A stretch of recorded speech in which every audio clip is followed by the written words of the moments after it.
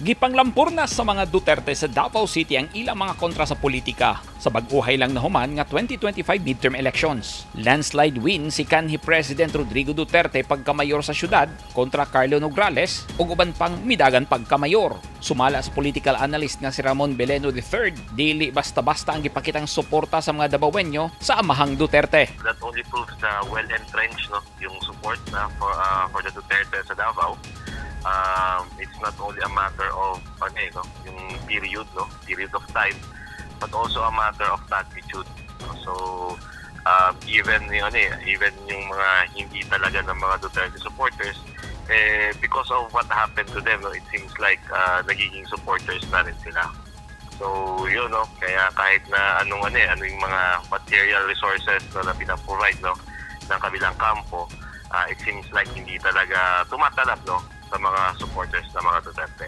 Bisan ang apo ni kanhi President Duterte nga si Omar Duterte nga barangay kapitan sa Buhangin, Davao City nga anak ni Congressman Paulo Duterte, midaog pagka-representative sa segundo distrito sa syudad kontra sa pamilyang Garcia nga kaalyado sa mga Duterte. Wala sab bagsilbi si PBE Party List Representative Migs Nograles nga miatbang kang Davao City 1st District Representative Paulo Duterte og naparot sab kini. Midaog og numero 1 konsehal sa unang distrito sa syudad ang anak ni Pulong nga si Rigo Duterte. Sumala ni Beleno, dakong faktor sa kadaugan sa mga Duterte sa Davao City ang pag-aresto kang kanhi President Duterte sa ICC nga mas midaghan pa ang mga nakuha nila nga simpatiya. Yeah, actually yun talaga yung naging susi doon we know na na-corder itong mga Duterte ng administration, and it seems like lahat ng kanilang move may counter movement ang administration.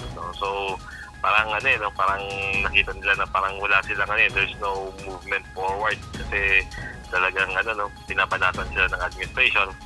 Pero with the arrest of former President Digong, doon medyo parang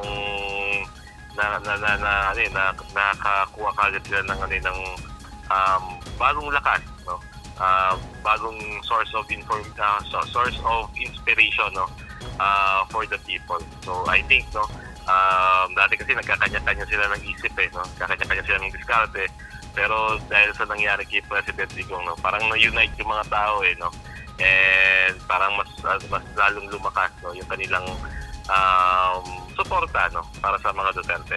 Apil sa mga midaog ang mga kaalyadong kandidato sa mga Duterte pagkakonsihal sa una hangtod ikatulong distrito sa Davao City.